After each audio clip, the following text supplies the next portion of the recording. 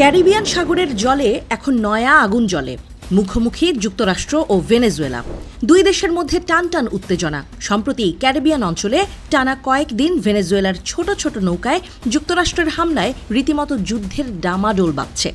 এবার গুঞ্জন রটেছে যে ভেনেজুয়েলায় সরাসরি হামলা চালানোর পরিকল্পনা করছেন মার্কিন প্রেসিডেন্ট ডোনাল্ড ট্রাম্প।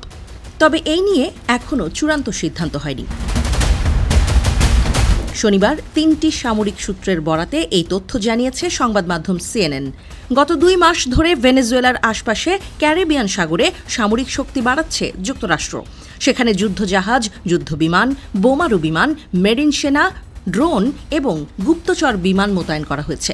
কয়েক দশকের মধ্যে ক্যারিবিয়ান সাগরে যুক্তরাষ্ট্র এত পরিমাণ সমরাস্ত্র আর কখনো মোতায়েন করেনি। সম্প্রতি অত্যাধুনিক B-52 মার্কিন বোমারু বিমান ভেনেজুয়েলার উপকূলের কাছে বোমা হামলার মহড়া চালিয়েছে। ব্রিটিশ সংবাদ মাধ্যম BBC ভেরিফাই ওই অঞ্চলে মার্কিন জাহাজ ও বিমানের গতিবিধি পর্যবেক্ষণ করছে। তারা স্যাটেলাইট চিত্র এবং সোশ্যাল মিডিয়ার ছবিও বিশ্লেষণ করছে। এর মাধ্যমে ট্রাম্পের বাহিনী কোথায় আছে তার একটি চিত্র তৈরির চেষ্টা চলছে।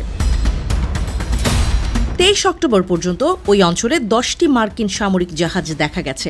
এর মধ্যে গাইডেড মিসাইল ডেস্ট্রয়ার, উভচর হামলায় সক্ষম জাহাজ এবং সাগরে জ্বালানি ভরার জন্য তেল ট্যাঙ্কার। যুক্তরাষ্ট্র একে মাদক চোরাচালানের বিরুদ্ধে যুদ্ধ বলছে, কিন্তু সব আলামত বলছে এটি আসলে ভেনেজুয়েলার প্রেসিডেন্ট নিকোলা মাদুরোকে ক্ষমতা থেকে সরানোর কৌশল। চ্যাথাম হাউসের ল্যাটিন আমেরিকা বিষয়ক সিনিয়র ফেলো ডক্টর ক্রিস্টোফার সাবাতিনি বলেন, এটি ভেনেজুয়েলার সরকার পরিবর্তনের একটি চেষ্টা। শেষ পর্যন্ত যুক্তরাষ্ট্র সম্ভবত হামলা চালাবে না। আশা করা যায় এটি শুধুমাত্র একটি ভয় দেখানোর কৌশল।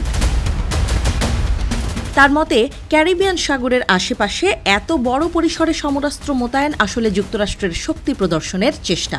এর উদ্দেশ্য ভেনেজুয়েলার সামরিক বাহিনী এবং মাদুরোর মনে ভয় ঢুকিয়ে দেয়া, যেন তারা মাদুরোর বিরুদ্ধে অবস্থান নেয়।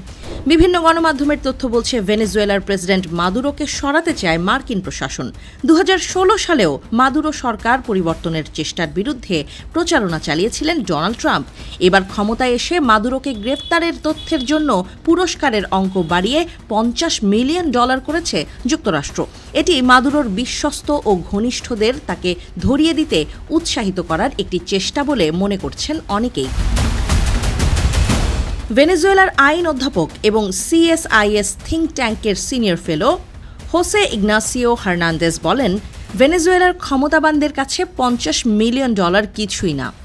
ভেনেজুয়েলার মতো তেল সমৃদ্ধ দেশে দুর্নীতির মাধ্যমে প্রচুর অর্থ উপার্জন করা যায়। ট্রেজারির সাবেক প্রধান আলেজান্দ্রো আন্দ্রাদে দোষী সাব্যস্ত হওয়ার আগে ঘুষ হিসেবে $1 বিলিয়ন কমিয়েছিলেন।